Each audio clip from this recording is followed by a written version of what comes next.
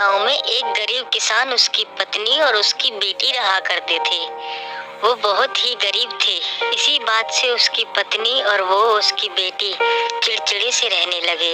एक दिन उसकी पत्नी उससे कहती है, देखो जी, घर में कुछ खाने को भी नहीं है। मैं ये कह रही थी कोई तुम काम धंधा ही कर लो जिससे 4 पैसे आ सके। तुम ठीक कह रही हो, मैं बाहर जाकर कुछ काम देख कर आता हूँ। तभी की तभी वो आदमी अपने घर से बाहर जाता है। फिर रास्ते में उसकी मुलाकात एक आदमी से होती है।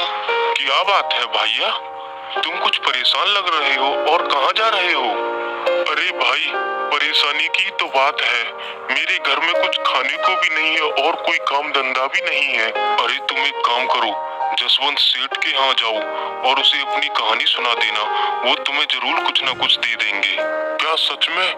तो फिर ठीक है भाई, मैं अभी उसके पास जाता हूँ। उस आदमी की बात सुनकर वो किसान वहाँ से उस सेठ के घर को चल देता है। वो सेठ और उसका बेटा अपने घर में होते हैं। तभी किसान वहाँ पहुँचता है। राम राम सेठ जी। राम राम राम राम। अरे भाई, कौन हो तुम? मैं तो तुम्हें नहीं जानता। सेठ जी, मुझे बबलू ने भेजा है। मैं एक बहुत गरीब किसान हूँ। मेरे घर में कुछ खाने को भी नहीं है। तुमने यहाँ कोई खैराती खाना समझ रखा है? चले जाओ यहाँ से। आ जाते हैं मुंह उठा उठा के। रुको बेटा, ये यहाँ खुद नहीं आया, इसकी मजबूरी यहाँ इसे लेकर आई है।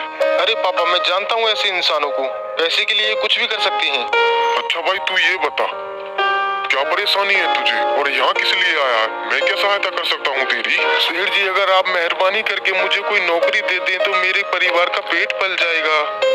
मैं बहुत उम्मीद लेकर तुम्हारे पास आया हूँ सेठ जी, प्लीज मेरी सहायता कीजिए आप। पापा, आप इसकी बकवास सुन रहे हैं, भगाइए यहाँ से। देख भाई, तेरे जैसे इंसानों को मैं बहुत अच्छी तरीके से जानता हूँ। तुम लोग पैसे के लिए कुछ भी कर सकते हो। मैं तुम्हें कोई नौकरी नहीं दे सकता। चलो जाओ यहाँ से। नहीं नहीं सेठ जी, मेरा यकीन कीजिए, मैं बहुत उम्मीदों से तुम्हारे पास आया था। मेरे घर में खाने को एक दाना भी नहीं है। मेरी बीवी और मेरी बच्ची ने 3 दिन से कुछ नहीं खाया। सेठ, मेरा यकीन कीजिए, मुझे नौकरी दे दीजिए आप। फिर सेठ का बेटा उसकी तरफ आंखें निकालकर उसे डराकर वहाँ से भगा देता है। बेचारा बेबस किसान दुखी होकर वहाँ से चला जाता है। पापा, ऐसे फटीचर लोगों को मैं बहुत अच्छी तरीके से जानता हूँ। तुमने उसे भगाकर बहुत अच्छा किया बेटा। ऐसे फटीचर लोगों के साथ यही होना चाहिए, कहीं भी मुंह उठा के चल देते हैं। मम्मी पापा ने इतनी देर क्यों लगा दी?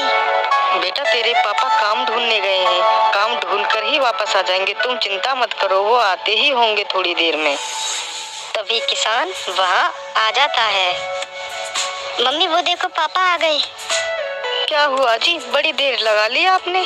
कोई काम मिला या नहीं अभी? सावित्री, हमारी किस्मत में धक्के खाना ही लिखा है। मैं एक सेठ के पास गया था, उन्होंने मुझे बेइज्जत करके भगा दिया। कोई बात नहीं जी, गिरे में सब लात मारते हैं। आज हमारी किस्मत खराब है, इसलिए कोई हमारा साथ नहीं दे रहा। ठीक है सावित्री, मैं बहुत थक गया हूँ, जाके आराम करता हूँ। तभी किसान दुखी होकर अपने कमरे में चला जाता है। फिर अगले दिन वो सेठ बारिश में भीगता हुआ आता है। अरे, ये तो वही सेठ है जिसके घर पे मैं नौकरी मांगने गया था। लगता है ये बारिश से परेशान